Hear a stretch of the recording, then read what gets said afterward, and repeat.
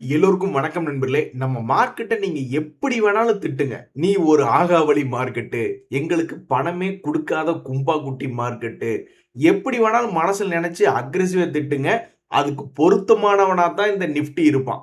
காலையில மிகவும் அற்புதமாக மேல ஏறிக்கிட்டே இருந்தான். 24,500 தாண்டுனோனே, இன்னைக்கு 24,600, 27,700ன்னு கனவுல இருந்தா, பிம்பிலிக்கு பியாப்பி அப்படின்ட்டு இன்னைக்கு எக்ஸ்பைரி நாளும் அதுவுமாக மேல இருந்து கிட்டத்தட்ட 100 பாயிண்ட்களுக்கு மேல வீழ்ச்சி அடைந்து விட்டது.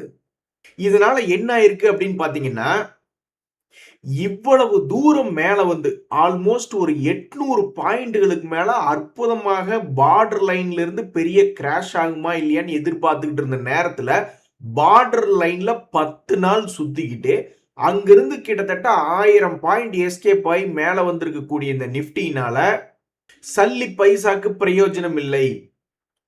இவ்வளவு தூரம் ஏறி வந்தது எல்லாமே வேஸ்ட் மாதிரி இருக்குன்னு ஒரு எக்ஸிட் கிடைக்கல. ஒரு 10 லட்சத்தை போட்டோமா, 1 லட்சமோ 50,000மோ இந்த பீரியட்ல வந்துதா அப்படின்ற மாதிரி ஒரு எக்ஸிட் ஆப்ஷன் கிடைக்கல. சோ இப்ப என்ன இருக்கு மார்க்கெட்ல அப்படின்னு பாத்தீங்கன்னா, பார்டர் டு பார்டர் இவன் விளையாண்டுகிட்டு இருக்கான். முதல்ல சமீபத்துல ஒரு லோ லெவல்ல பிளே பண்ணிக்கிட்டு இருந்தவன் கரெக்டா இப்ப 200 டேஸ் மூவிங் ஆவரேஜ் வந்து டச் பண்ணியிருக்கான். இது வந்து ஒரு பிரம்மாண்டமான லெவல். 200 டேஸ் மூவிங் ஆவரேஜ் வந்து தொடுவது என்பது மிகவும் பிரம்மாண்டமான லெவல். இதுக்கு முன்னாடி இந்த மாதிரி ஒரு பிரம்மாண்டமான லெவல்ல இருந்து கிட்டத்தட்ட 3000 பாயிண்ட்கள் நிப்டி கீழே விழுந்தது. அதுக்கப்புறம் இப்ப மறுபடியும் அதே 200 டேஸ் மூவிங் ஆவரேஜ் கிட்ட வந்திருக்கு. இங்கிருந்து 3000 பாயிண்ட் ஏறினா நம்ம 27,000க்கு போயிடுவோம். இல்ல மறுபடியும் 3000 பாயிண்ட் இறங்குதுன்னா மறுபடியும் 21,000க்கு போவோம். என்ன நடக்குது என்பது பொறுத்திருந்து பார்க்கணும். சப்பா ரொம்ப தலைவலியா இருக்கு. ஸ்டாக் மார்க்கெட்லயே நான் பண்ணின மிகப்பெரிய தவறு இதுதான். கிட்டத்தட்ட 7 லட்சம் ரூபாய் லாஸ் பண்ணியிருக்கேன் எஃப்என்டோல அப்படின்ற மாதிரி ஒவ்வொருத்தருக்கும் ஒவ்வொரு எக்ஸ்பீரியன்ஸ் இருக்கும். ஒரு நண்பருக்கு அதே மாதிரிதான். எஃப்என்டோல வந்து நான் 7 லட்சம் ரூபாய் பணத்தை விட்டுட்டேன். கடந்த 2 வருஷமா நான் என்ன ரியலைஸ் பண்ணியிருக்கேன் அப்படின்னு பார்த்தோம்னா, என்னால இந்த பணத்தை எஃப்என்டோ மூலியமாக மறுபடியும் எடுக்க முடியாது. இன்வெஸ்ட்மெண்ட் மூலியமா தான் எடுக்க முடியும் அப்படின்ற மாதிரி நான் உணர்ந்துட்டேன். இனி இன்வெஸ்ட்மெண்ட் மூலியமாக சம்பாதிக்கிறதுக்கு ஆல்மோஸ்ட் 2-3 வருடம் கூட ஆகலாம் அப்படின்ற மாதிரி இவர் செல்ஃப் ரியலைசேஷன் பண்ணியிருக்காரு. நான் கற்றுக்கொண்ட பாடம் என்ன தெரியுங்களா? அந்த எஃப்என்டோ வந்து ஸ்டாக் மார்க்கெட்டுக்குள்ள இருக்கக்கூடிய நம்மள எப்படியாவது ஏதாவது ஒரு வகையில அது உள்ள நம்மளை இழுத்துக்கிட்டே இருக்கும். அட ஒரு 2-3 வருஷம் கேப் விட்டுட்ட மாதிரி தான் நம்மளுக்கு தெரியுமே ஒழிஞ்சு மொத்தமா அதை விட்டுட்டு வெளியே வர மாதிரியே நம்மளுக்கு தெரியல. ஸோ 2 பாசிட்டிவ் பாயிண்ட் என்ன இவர்கிட்ட அப்படின்னு பார்த்தோம்னா, 7 லட்சம் லாஸ் ஆனாலும் இவர் மார்க்கெட் விட்டு போகல. இன்வெஸ்ட்மெண்ட் மூலியமாக சம்பாதிக்க முடியுமா அப்படின்ற மாதிரி பார்க்குறாரு. இன்வெஸ்ட்மெண்ட் சம்பந்தமா சில நல்ல தகவல்கள் அப்படின்றது உங்களுக்கு காட்டுற. இது யாருக்காவது எக்ஸ்பீரியன்ஸ்க்கு நல்லா இருக்குமான்னு பாருங்க. ஒரு நண்பருக்கு குப்பிட் அப்படின்ற ஷேர்ல 40% லாபம், 62,000 வரைக்கும் ப்ராஃபிட். அதுக்கப்புறம் இருக்கிற லைனை படிக்காதீங்க. இன்வெஸ்ட்மெண்ட்ல இன்னொரு நண்பனுடைய கமெண்ட் உங்களுக்கு உதவி செய்தான்னு பாருங்க. இவருடைய போர்ட்போலியோ 1.5 வருஷமா லாஸ்ல இருந்திருக்கு. இவர் என்ன பண்ணாரு? ஒண்ணுமே பண்ணல. 1.25 லட்சம் ரூபாய் லாஸ்லயே இருந்திருக்கு இந்த ஓலா எலக்ட்ரிக்னால. கடைசியில ஓலா எலக்ட்ரிக்கல் லாபத்துக்கு வித்துட்டு வெறும் 20,000 ரூபாய் லாஸ்ல ஒரு மாதிரி எஸ்கேப் ஆயிட்டாரு. இன்னொரு நண்பருமே அப்பப்ப கமெண்ட் பண்ணுவார். அவருக்கும் ட்ரேடிங் பண்ணி லாஸ் ஆயிடுச்சு. இப்போ அவருடைய ஹஸ்பண்ட் எஃபர்ட் ரொம்ப அதிகமா இருக்கு. இப்போ கூட சமீபத்தில் டிஎம்சிவில கொஞ்சம் ப்ராஃபிட் வந்தது அப்படின்ற மாதிரி இன்னொரு கமெண்ட். இங்க பாருங்க, இன்னொரு நண்பருமே வந்து 10,500 பஜாஜ் ஹவுசிங் பினான்ஸ் ஷேர் வச்சிருக்காரு. 3 லட்சம் ரூபாய் லாஸ்ல தான் இருக்காரு. இருந்தாலும் என்னைக்காவது ஒரு நாள் அது மேலே ஏறி வரும் அப்படின்ற மாதிரி ஒரு நம்பிக்கையோட கொண்டிருக்காரு. இதே எஃப்என்டோ ட்ரேடிங் பண்ணி நம்ம லாஸ் ஆயிட்டோம் அப்படின்னா அதை மறுபடி திருப்பி எடுக்கிற பேர்ல போய் மறுபடி பணத்தை லாஸ் பண்ணிட்டேன். இப்ப இவரது வந்து அமௌண்ட் லாக்கு. இதுக்கப்புறம் இவர் அமௌண்ட் போடணுங்கிறது கூட இல்ல. மறுபடி இதே ஷேர் மேல வந்துருச்சுன்னா கூட தப்பிச்சுக்கலாம். ஆனா எஃப்என்டோல 7 லட்ச ரூபாய் லாஸ் புக் பண்ணிட்டா மறுபடியும் அதுல ரெக்கவரி பண்றதுக்கு மறுபடியும் அதுல பணத்தை போட்டு மறுபடியும் அது லாஸ் ஆயிடுச்சுன்னா, அதனாலதான் அந்த நண்பர் வந்து அவர் மிகப்பெரிய ஒரு வேலை என்ன பண்ணியிருக்காரு அப்படின்னா, எஃப்என்டோ ஸ்டாப் பண்ணிட்டு இந்த மாதிரி இன்வெஸ்ட்மெண்ட் சைடு வந்து அந்த லாஸை ரெக்கவரி பண்ணலாமான்னு வந்திருக்காரு. என்ன கேட்டா அது ஒரு நல்ல டிசிஷன் அப்படின்ற மாதிரி தான் நான் நினைப்பேன். நண்பர்களே, வேறு சில செய்திகள் என்ன அப்படின்னு பார்த்தீங்கன்னா, பெரிய மூவ்மெண்ட்டுகள் இந்த குவார்டர்லி ரிசல்ட் சீசன்ல ஏதாவது பங்குகள் கொண்டு வருமா அப்படின்ற மாதிரி பல பேர் பார்த்துக்கிட்டு இருக்காங்க. ஃபார் எக்ஸாம்பிள் சில எக்ஸாம்பிள்ஸ் நீங்க பார்க்கணும்னா, இந்த வாரி ரெனியூவபிள் டெக்னாலஜிஸ் அப்படின்ற ஷேர் இப்போதைக்கு லாபம் செய்து கொண்டிருக்கக்கூடிய ஷேர். அதுவும் லாபம் எப்படின்னா 16 கோடியிலிருந்து 157 கோடி சமீபத்திய ரிசல்ட் என்பது வந்திருக்கு. இப்படி இருக்கக்கூடிய இந்த நிலைமையில இந்த பங்கினுடைய சமீபத்திய வெறும் 3 மாத ஷேரினுடைய மூவ்மெண்ட் வந்து 750க்கு 1250க்கு இருக்கு. உங்களால நம்ப முடியுதா? அப்போ ரொம்ப வாலட்டிலிட்டியான பங்கு இந்த ரிசல்ட் சீசன்ல முடியும் போது எந்த இடத்துக்கு போயிருக்கும்? பழைய ஹை 1200 தாண்டி போயிருக்குமா, அல்லது பழைய லோ 700க்கு இது வந்திருக்குமா என்பது பொறுத்திருந்து தான் பார்க்கணும். இன்னொரு ஷேர் அதே மாதிரி தான், பேன்கோ இந்தியா அப்படின்ற ஷேர். இவன் வருஷம் தவறாம தன்னுடைய முத்திரையை பதிச்சுக்கிட்டே இருந்திருக்கான். பாத்தீங்களா, என்ன ஒரு ஆச்சரியம். 2025ல ஒரு தடவை தன்னுடைய முத்திரையை பதிச்சுட்டான். இனி 2026க்கு பெருசா இந்த ஷேர் தன்னுடைய முத்திரையை பதிக்கல. 2024 பதிச்சிருக்கான். நீங்க உங்களுடைய சந்தேகம் கரெக்ட் தான். இப்படி முத்திரையை பதிச்சிருக்கானே, இவன் கண்டிப்பா ஏதாவது ஆட்டோ செக்டரா தான் இருப்பான் அப்படின்ற மாதிரி நீங்க நினைச்சிருப்பீங்க. ஆமா, இதுவும் ஒரு ஆட்டோ செக்டரை சார்ந்த ஒரு பங்கு தான். இவனுமே ஒரு லாபம் செய்யக்கூடிய பங்கு. இதுக்கு முன்னாடி 50 கோடி 60 கோடி லாபம் பண்ணிக்கிட்டு இருந்தவன் இப்ப 147 கோடி லாபம் அப்படின்ற மாதிரி கடந்த குவார்டர்ல ரிசல்ட் கொடுத்துருக்கு. ஸோ இந்த பேங்க் ஆஃப் இந்தியா தொடர்ந்து உச்சம் பெற்று 2024 2025ல அந்த மாதிரிலாம் இது வந்து மூவ்மெண்ட் காமித்திருக்கும் பொழுது, இந்த 2026ல ஏன் இப்படி பண்ணிக்கிட்டு இருக்க? கீழே இறங்குனது ஏத்தி இருக்கான், தட் இஸ் ஃபைன். 520 ரூபாயிலிருந்து 700 வரைக்கும் வந்திருக்கான், அதெல்லாம் ஓகே. இருந்தாலும் வட போச்சே அப்படின்ற மாதிரி இன்னும் புதிய உச்சம் இந்த 2026ல வரல. 24ல வந்திருக்கு, 25ல வந்திருக்கு. அந்த புதிய உச்சம் 2026ல இன்னும் வரல. எப்ப வரும்? இந்த குவார்டர்லி ரிசல்ட் சீசன்ல அந்த லக் அடிக்குமா இல்லையா என்பது பொறுத்திருந்து தான் பார்க்கணும். முட்டுச்சந்தின் செவுத்தை உடைக்க, அந்த தடையை உடைக்க கவுண்ட் டவுன் ஆரம்பமா அப்படின்ற மாதிரி ஷாஃப்லர் இந்தியா ஷேர் உங்களுக்கு ஞாபகம் இருக்கா? மார்க்கெட் நல்லா இருந்தப்ப அவனை கையில பிடிக்கவே முடியல. யாரெல்லாமோ படுத்து கிடந்தாங்க. ஆனா இந்த ஷாஃப்லர் இந்தியா மட்டும் பறந்துகிட்டே இருந்தான். ஆனா அந்த ஷாஃப்லர் இந்தியாவினுடைய அமைதிக்கு காரணம் என்ன அப்படின்றது தெரியல. ஒரு முட்டுச்சந்துக்குள்ள போய் உட்கார்ந்து விட்டது. நீண்ட நெடுங்காலமாக இந்த முட்டுச்சந்துக்குள்ளேயே ஒரு 10-20% ஆடிக்கொண்டிருக்கக்கூடிய அந்த அமைதியின் ரகசியம் என்ன அப்படின்றது தெரியல. ஸோ இந்த பங்கினுடைய மூவ்மெண்ட் ஒரு காலத்துல Tata power, 5 star, Asian paints, AU small finance bank, இது போன்ற ஷேர்கள் தான் இப்படி முட்டுச்சந்துக்குள்ள டிராவல் ஆயிட்டு இருந்தான். அதையுமே இவன் பிரேக் பண்ணிட்டான். ஏன்னா இவன் 2025 போன வருஷத்துல இருந்து இதே வேலையாகவே உட்கார்ந்து கொண்டிருந்தது. ஸோ இது வரணும், பழைய பன்னீர் செல்வமா வரணும் அப்படின்ற மாதிரி வெறும் 400 ரூபா ரேஞ்சில இருந்து 4000 வரைக்கும் அசால்ட்டா வந்த ஷாஃப்லர் இந்தியா இப்போ வெறும் 40 ரூபாய்க்குள்ள முட்டுச்சந்துக்குள்ள ஆடிக்கிட்டு இருக்கு, 400 ரூபாய்க்குள்ள. ஸோ இந்த குவார்டர்லி ஒன் ரிசல்ட் சீசன் ஆகுது. இந்த பங்கு ஏதாவது ஒரு சைடு டெசிஷன் எடுத்து ஒன்னா பெருசா மேலேயோ அல்லது பெருசா கீழேயோ வர்றதுக்கு ஏதாவது நடக்குமா அப்படின்ற ஒரு கேள்வி இருக்கு. அடடா, இந்த இந்தியன் ஹோட்டல் ஷேர் பிரைஸ் எப்படி ரெக்கவரி ஆயிருக்கான் பாத்தீங்களா நண்பர்களே? நீதாயா சிங்க குட்டி அப்படின்ற மாதிரி ஒரு கட்டத்துல வந்து இந்த இந்தியன் ஹோட்டல் ஷேர் என்பது தொடர்ந்து கீழே இறங்கி கொண்டிருந்த பொழுது, அடடா இப்போ ஹோட்டல் செக்டர்லாம் கும்பப்பாட ஆரம்பிச்சிட்டானுங்களா? 200 டேஸ் மூவிங் ஆவரேஜ் கீழே போய் மொத்தமா எல்லாம் கரடிகளினுடைய பிடியில சிக்கி மறுபடியும் 100-200ன்னு போக போறானுங்களா அப்படின்னு யோசிக்க கொண்டிருந்த வேரத்துல தான் இந்த இந்தியன் ஹோட்டல் மிக அற்புதமாக 200 டேஸ் மூவிங் ஆவரேஜை தாண்டி அற்புதமா மேல வந்திருக்கு. அப்ப இந்த இந்தியன் ஹோட்டல்ஸ் திரும்பி மேல வர்றதுக்கு என்ன காரணம்? ஒருவேளை நம்மளுடைய பொருளாதாரத்துல மறுபடியும் ஒரு வளர்ச்சி என்பது வருதா? அப்ப ரியல் எஸ்டேட்டு மற்றும் இந்த மாதிரி அதிகமா செலவு பண்ணக்கூடிய செக்டர்கள்லாம் வந்து மறுபடியும் தலை தூக்க ஆரம்பிக்குதா என்பது பொறுத்து இருந்தா பார்க்கணும்.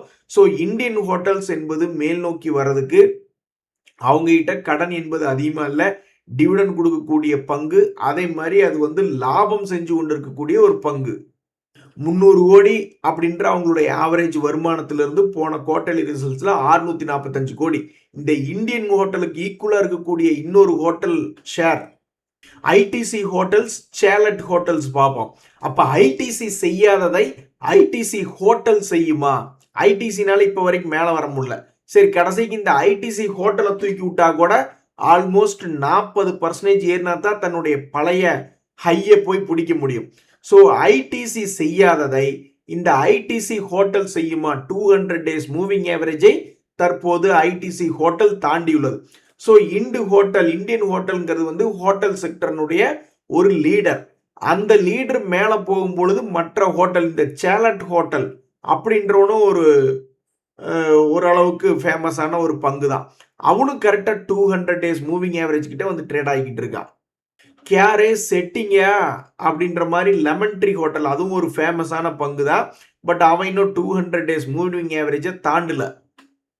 ஸோ இந்த இந்தியன் ஹோட்டல்ஸ்னுடைய அருமையான ரெக்கவரி மற்ற ஹோட்டல் பிசினஸ்களை தொற்றிக்கொள்ளுமா? ஐடிசி தான் சம்பாரிச்சு தரல, ஐடிசி ஹோட்டலாவது சம்பாரிச்சு தருமா அப்படின்ற ஒரு கேள்விதான் இப்போதைக்கு ஓடிக்கிட்டு இருக்கு. நண்பர்களே, இது போக வருஷத்துக்கு ஒரு முறை ஏறிய ஒரு செல்ல பிள்ளையாக இருந்த ஒரு ஷேர் தான் இந்த நவா லிமிடெட். இந்த நவா லிமிடெட்னுடைய ஒவ்வொரு முயற்சியும் பார்த்தீங்கன்னா 2024லயும் ஷேர் ஹோல்டர்ஸும் சந்தோஷமா வச்சிருந்திருக்கு. 2025லயும் ஷேர் ஹோல்டர்ஸையும் சந்தோஷமா வச்சிருக்கு. இப்ப 2026லயும் புதிய ஹை பக்கத்துல வந்துட்டு தான் கீழே விழுந்திருக்கான். அப்ப இந்த வருஷம் கோட்டா முடிஞ்சுதா? அப்ப நீ மேல வர மாட்டியா? அடுத்தது நீ 2026ல தான் நம்ம நெக்ஸ்ட் மீட் பண்றோம் அப்படின்ற மாதிரி சொல்ல போறேன்றது தெரியல. பட் ஷேர் ஹோல்டர்களின் செல்ல பிள்ளையாக இருந்து வருஷத்துக்கு ஒரு முறை ஏறிய பங்கு எது அப்படின்னு கேட்டா இந்த நவா லிமிடெட் அப்படின்ற பங்கும் அந்த செய்தியில வருது. சரி, ஓகே. அதே சமயம் இது இந்த அப்பல்லோ, ஏபிஎல் அப்பல்லோ அப்படின்ற ஷேருமே அதுவும் வருஷத்துக்கு ஒரு முறை குறைஞ்சபட்சமாக ஏறி பல முறை ஷேர் ஹோல்டர்ஸை சந்தோஷப்படுத்திய பங்கு தான்.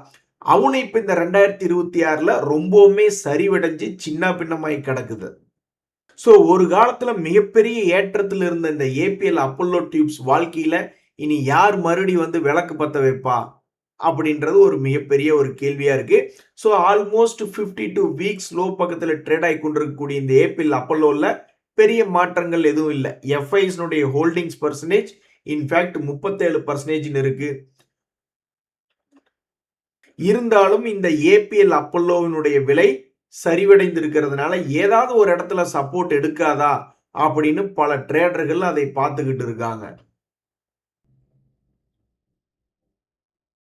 அடடா, ஜிண்டால்னு பெயர் கொண்ட ஸ்டார்ட் ஆகக்கூடிய 2 கம்பெனிகள் பாவம் 2 பேருமே கும்பா குட்டியில மாறி நிற்கிறாங்க. ஒரு காலத்துல ஓஹோன்னு இருந்த பங்குகள் தான். ஜிண்டால் ஸ்டீல் லிமிடெட் அப்படின்ற ஒரு ஷேரும் ஜிண்டால் ஸ்டெயின்லெஸ் லிமிடெட் அப்படின்ற ஷேர், 2 பேருமே அவனுங்கெல்லாம் நல்லா சம்பாரிச்சு கொடுக்கறது ஒண்ணுதான் அவனுங்களுடைய வேலை அப்படின்ற மாதிரி தான் இந்த 2 பங்குகளுமே இருந்தது. பட் சமீபத்தில் மார்க்கெட்டினுடைய வால்டிலிட்டியில 2 பங்குகளுமே 50, அதாவது சமீபத்திய 3 மந்த்ஸ்லோ 6 மந்த்ஸ்லோ அப்படின்ற மாதிரி கீழே வந்து விழுந்திருக்காங்க. அதுல இந்த ஜிண்டால் ஸ்டெயின்லெஸ் லிமிடெட் என்பது 1 இயர் லோ அப்படின்ற மாதிரி வந்து விழுந்திருக்கு. மார்க்கெட் எப்போது இந்த 2 பங்குகளையும் கவனிச்சு மறுபடியும் மேலே ஏற்றி விட போறான்னு தெரியல. பட் முன்னணி பங்குகள் ஏதாவது கீழே 52 வீக் லோ பக்கத்துல வந்து விழுந்து கிடக்குதா அப்படின்னு தேடிக்கொண்டு இருக்கும் பொழுது அந்த செய்தியில இந்த ஜிண்டால் ஸ்டீல் அப்படின்ற ஷேர் ரொம்ப வால்டிலிட்டியான ஷேர் தான், பல முறை சம்பாரிச்சு கொடுத்த ஷேர் தான். ஆனா இப்ப கீழே வந்து விழுந்து கிடக்கு. அதே மாதிரி ஜிண்டால் ஸ்டெயின்லெஸ் அப்படின்ற பங்குமே 52 வீக் லோல வந்து விழுந்து கிடக்கு. நண்பர்களே, அதே மாதிரி இன்னும் 2 முன்னணி பங்குகள் இந்த ஆக்சிஸ் கேட்ஸ் டெக்னாலஜி அப்படின்றது, யாரோ எப்படியோ போங்க, என் வேலையை நான் இப்ப சம்பாரிச்சு குடிச்சு முடிச்சுட்டேன் அப்படின்ற மாதிரி இந்த பங்கு 2025லயும் மிகவும் அற்புதமாக சம்பாரிச்சு கொடுத்துட்டு கீழே தொப்புன்னு விழுந்த ஒரு பங்கு தான் இந்த ஆக்சிஸ் கேட்ஸ். மறுபடியும் இந்த 2026ல ஆல்ரெடி சம்பாரிச்சு கொடுத்துட்டு இப்போ தொப்புன்னு விழுந்திருக்கான். இனி இவன் 2027ல சம்பாரிச்சு கொடுக்குற மாதிரி இருந்தா இந்த 2200 வந்து தாண்டி காட்டணும். கடைசிக்கு ஒரு 2500 அந்த மாதிரிலாம் போய் காட்டணும். அப்ப 2027ல இவன் 2500 2700ன்னு போகணும்னு வச்சுக்கங்களேன். அது இங்கிருந்தே நீங்க போவீங்களா அல்லது கீழே போயிட்டு போவீங்களா? அதாவது கவுண்டமணி அவர்கள் கேட்குற மாதிரி நஞ்சையில எத்தனை ஏக்கர் புஞ்சையில எத்தனை ஏக்கர் அப்படின்ற மாதிரி இவன் வந்து நீ பெருசா இறங்கிட்டு 2027க்காக மேல போவானா அல்லது இப்ப இருந்தே நீ மேல போவானா என்னன்றது ஆண்டவனுக்கே வெளிச்சம். ஆக மொத்தம் சமீபத்துல 2025லயும் சம்பாரிச்சு கொடுத்துட்டு 2026லயும் சம்பாரிச்சு கொடுத்துட்டு இனி என் வேலை முடிஞ்சது அப்படின்ற ஒரு எண்ணத்துல தான் அந்த பங்கு சுத்திக்கிட்டு இருக்கு. ஸோ ஆக்சிஸ் கேட்ஸ் என்ற பங்கு 200 டேஸ் மூவிங் ஆவரேஜ் பக்கத்தில் இருக்கக்கூடிய ஒரு பங்கின் செய்தியாக இருக்கு. நண்பர்களே, இன்னொரு ஷேர்னுடைய முன்னணி ஷேர் மஹிந்திரா அண்ட் மஹிந்திரா. அந்த Mahindra and Mahindra share 1 year லோல சுத்திக்கிட்டு இருக்குது அப்படின்றது உங்களால நம்ப முடியுதா? ஸோ எத்தனையோ ஆட்டோ செக்டர்ல வந்து அந்த பார்ட்ஸ் மேனுஃபேக்சரிங் ஆன்சிலரி செக்டரை சார்ந்த பல்வேறு பங்குகளுக்கு இந்த மாதிரி பெரிய கம்பெனிலாம் ஆர்டர் கொடுக்குறாங்க. கடைசியில் பார்த்தா இவங்கனால கீழிருந்து மேல் நோக்கி ஏறி வர முடியல, பெரிய லாபம் தர முடியல. ஆனால் அந்த சின்ன சின்ன ஆட்டோ ஆன்சிலரி ஸ்டாக்ஸ் எல்லாம் எங்கேயோ பிச்சுக்கிட்டு போய்கிட்டு இருக்கான். ஸோ இந்த எம்என்டம் என்பது தற்போது 52 வீக் லோ பக்கத்தில் சுத்திக்கிட்டு இருக்கு. அவனுடைய பழைய ஹையை இந்த வருஷத்துக்குள்ள ஒரு முறை வந்து தொட்டு பார்க்குமா இல்லையா என்பது பொறுத்து இருந்து தான் பார்க்கணும். இப்போ இந்த குவார்டர்லி ரிசல்ட்ஸ்லேயே வந்து டிமார்ட்டில் ஆரம்பிச்சு, ஜுவல்லரியில் ஆரம்பிச்சு, வேற எவனோ ஒருத்தர் இன்னைக்கு அடி வாங்கினானே ட்ரெண்ட், அப்படி இப்படின்னு ஏகப்பட்ட பேர் ரிசல்ட்டை வெளியிட்டு அடிதான் வாங்கி வச்சிருக்காங்க எல்லா செக்டர்லையும். டிமார்ட்டு அவங்க ரீட்டைல் செக்டர், அதே மாதிரி ட்ரெண்ட் அந்த செக்டர் தான், கல்யாண் ஜுவல்லரி அந்த மாதிரி செக்டர் தான். ஸோ எல்லாருமே ரிசல்ட் விட்டு அடி வாங்கி கொண்டிருக்கக்கூடிய நேரத்தில் அப்போ நம்மளுக்கு வந்து ஆல்மோஸ்ட் டிவிஎஸ் மோட்டர் கூட சமீபத்தில் ரிசல்ட் வெளியிட்டு இருந்தாங்க. ஆட்டோத்துறை பங்குகள் தான் நல்ல நல்ல பர்ஃபார்மன்ஸ் கொடுத்துருக்காங்க அப்படின்ற ஒரு தகவல். ஸோ இந்த குவார்டர்லி ஒன் ரிசல்ட் சீசன்ல மஹிந்திரா அண்ட் மஹிந்திரா பங்குகள்லாம் 1 இயர் லோல இருக்கிறது நம்ப முடியல. ஏதாவது ஒரு நல்ல விஷயம் நடந்து இயர் ஹைக்கு திரும்பி போயிட்டான்னு வச்சுங்களேன், மகிழ்ச்சியா இருக்கும். நண்பர்களே, இன்னைக்கு இந்த மார்க்கெட்ல மிகப்பெரிய இன்னொரு செய்தி என்னன்னா, குட்லக் இந்தியா அப்படின்ற ஒரு ஷேர் அவங்க போனஸ் கன்சிடர் பண்றதுக்கு உண்டான டேட் வந்து போர்ட் மீட்டிங் டேட் வந்து 11 ஜூலை அப்படின்னு இருக்காங்க. இது ரொம்பவுமே பெரிய நியூஸ். ஏன் அப்படின்னா அந்த ஷேரினுடைய விலை இருக்கக்கூடிய இடம் ஒரு உச்சாணி கொம்பு. உச்சாணிக்கு மேல உச்சாணியாக அப்படியே பயந்துட்டு பெருசா ஏத்த போறாங்களா இந்த போனஸ் நியூஸை வச்சுக்கிட்டு, அல்லது அந்த உச்சாணியிலிருந்து தன்னுடைய 1 இயர் லோ வர்ற மாதிரி இருந்தாலும் ஆல்மோஸ்ட் 50% மேல இறங்கணும். ஸோ மிகப்பெரிய ஒரு முக்கியமான இடத்துல இப்படி அவங்க போனஸ் கொடுக்க போறாங்க அப்படின்ற ஒரு செய்தி.